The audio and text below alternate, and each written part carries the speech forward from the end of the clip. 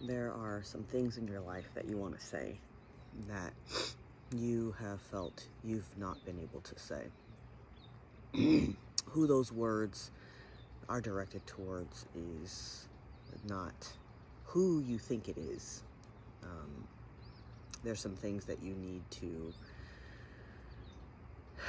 actually say out loud to yourself. It's time for you to address yourself. It's time for you to get really clear on what it is that you need to say to yourself, so that way you can finally overcome these blockages. And no, it's not a negative message.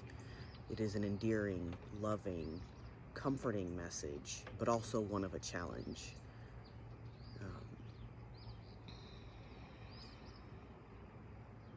There's some burdens that you need to unshoulder.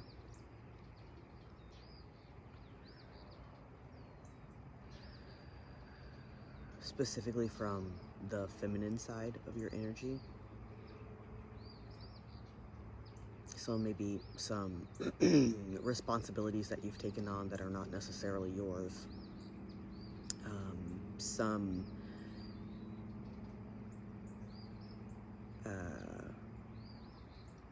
demureness that needs to be unearthed. Like, you need to get rid of it.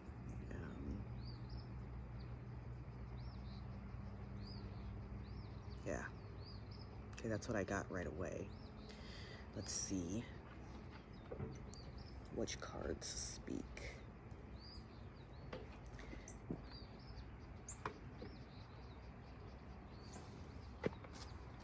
Two decks.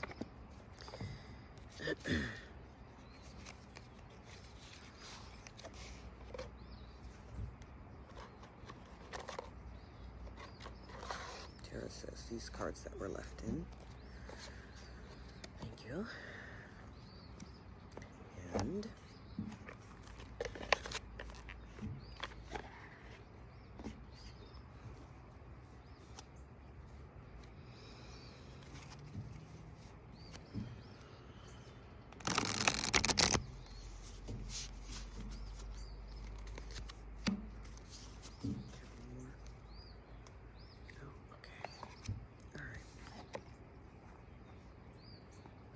okay, so this one speaks to me. I pulled out a lot of pine from my, oh no, that's cedar. Well, tree.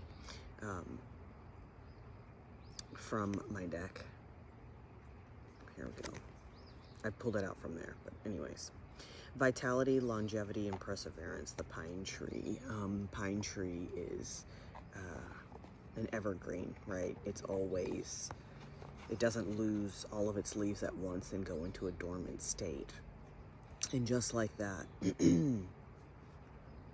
you continue to shed and grow, and there's a process, a cycle that happens all the time. You're never dormant, even when you are cocooning, even when you feel like that you are totally empty and there's nothing going on. There's always something occurring. And you need to know that if you're in a time of cocoon right now, that you're either growing roots or you're shedding parts of you that no longer are required, or you're taking a much needed pause. And all of those things are necessary for you to continue to grow and continue to move on. So let's see, we got a panda and a grizzly, both bears. When I think of bears and I think of feminine energy, I think of like mama bear energy. Maybe you've been protecting your peace and going into solitude. Grizzlies also hibernate. We were just talking about that.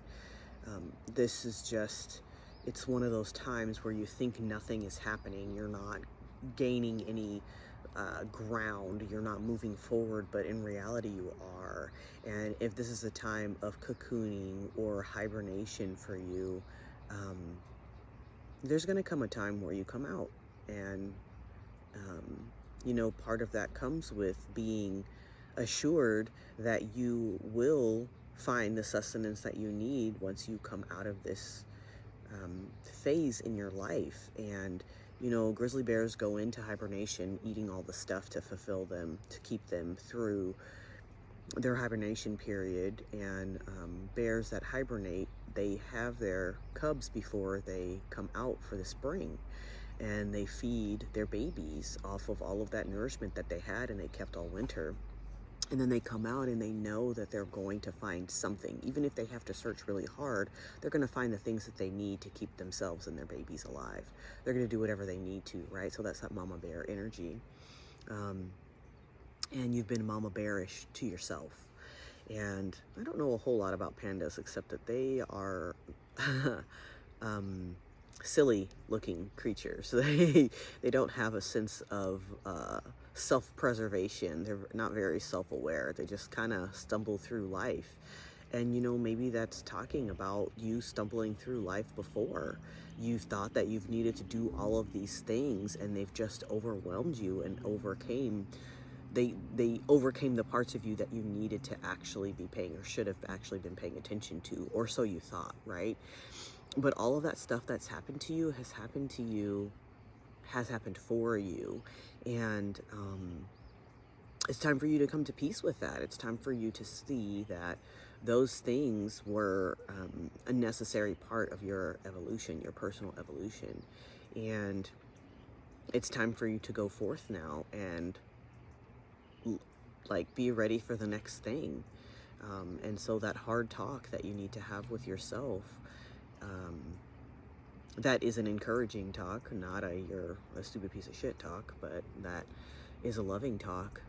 It's time for you to have that. Really get real about it, whether that's having a verbal conversation with yourself, whether that's journaling.